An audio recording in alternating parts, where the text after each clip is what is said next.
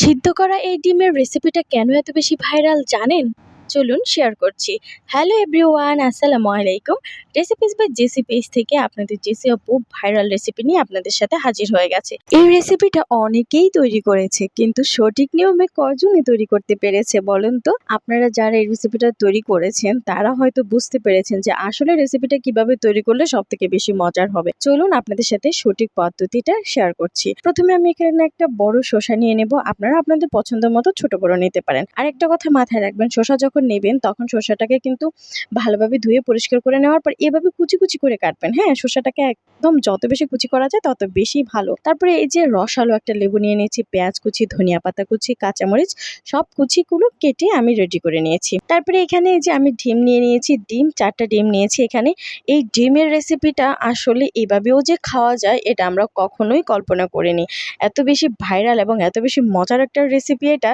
আপনারা একবার যখন খাবেন তখন আপনাদের মন চাইবে বারবার খেতে ইচ্ছে করবে আপনাদের। তো আমার এখানে যা যা লাগছে, আমার এখানে তেঁতুল লাগছে, ডিম লাগছে, তারপরে হচ্ছে যে ম্যাগি মশলা, তেঁতুল চাটনি এবং টমেটো সস, তারপরে হচ্ছে যে কাসুন্দি, বিট লবণ।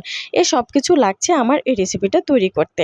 তো এই রেসিপিটা তৈরি করার জন্য প্রথমে আমাকে যে কাজটা করতে হবে সেটা হচ্ছে বিট লবণ নিয়ে পেঁয়াজগুলোকে ভালোভাবে মথে নেব। একদম ভালোভাবে ম্যাশ করে নেব যাতে পেঁয়াজ থেকে রসটা বেরিয়ে আসে। তারপরে কাঁচামরিচ, ধনিয়া পাতা এবং শসা সব উপকরণগুলোকে একদম ভালোভাবে মাখিয়ে নেব, যেন শসা থেকে, পেঁয়াজ থেকে এবং অন্যান্য যে উপকরণগুলো আছে সেগুলো থেকে একদম রসটা বেরিয়ে আসে। এভাবে মাখতে হবে, দেখতেই পাচ্ছেন কিভাবে মাখছি। তারপরে এই যে তেঁতুলগুলো নিয়ে সেগুলোকে একটু ভালোভাবে ম্যাশ করে নেব।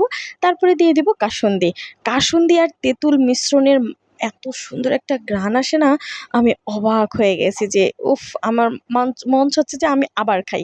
তারপরে এই যে দিয়ে দিলাম এখানে আমি তেঁতুল চাটনি দিয়ে দিলাম, ম্যাগি মশলা দিলাম এবং টমেটো সস দিয়ে দিলাম। আপনারা বাসার হচ্ছে যে যেগুলো কেচাপ থাকে সেগুলো দিতে পারেন। তারপরে এই মশলাটাকে মাখিয়ে নিলাম। দেখুন দেখতে কতটা লোভনীয় লাগছে। ও হ্যাঁ, এখানে আমি কিন্তু আবার শুকনো মরিচের একটু উপকরণ দিয়েছি, শুকনো মরিচের গুঁড়ো যেটাকে বলে। তারপরে ডিমগুলোকে আমি একটা ডিমকে হচ্ছে যে অল্প একটু কেটে ফাঁক করে নিয়েছি, আর সবগুলোকে আমি হচ্ছে যে কেটে 2 পিস করে নিয়েছি। মোট 6 পিস করে নিয়েছি, আর একটা বড় আস্ত ডিম রেখেছি। তো আস্ত যে ডিমটা রেখেছি সেটা আসলে আপনাদেরকে দেখানোর জন্য যে আসলে কিভাবে খাওয়া হয়, কিভাবে আমরা হচ্ছে যে ভিডিওতে দেখেছি যে এভাবে ফাঁক করে তারপরে হচ্ছে যে এখানে আমরা মশলাগুলোকে দিয়ে দেব। আর বাকি যে 6 পিস আছে সেগুলোর উপরে এভাবে করে দিয়ে দেব। কিন্তু আপনারা বিশ্বাস করবেন না, আমার শাশুড়ি, আমার দেবর, বাচ্চারা এত মজা করে খেয়েছে, আমি তো কি বলবো, আমি এই রেসিপির প্রেমেই পড়ে গেছি। আমি বারবার এই রেসিপিটা তৈরি করব। এত বেশি জুসি আর এত বেশি ইয়াম্মি লাগছিল না, আমার তো মনে হচ্ছে যে আমি এখন আবার খাচ্ছি, এত বেশি মজার ছিল এই রেসিপিটা।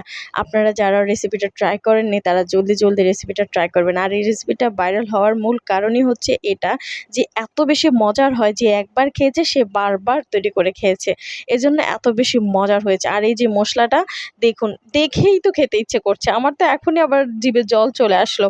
এই যে দেখুন, আমি 1 কামড় অর্ধেক খেয়েছি, তারপরে আবার আরও মশলা দিয়ে তারপর আবার খেয়েছি।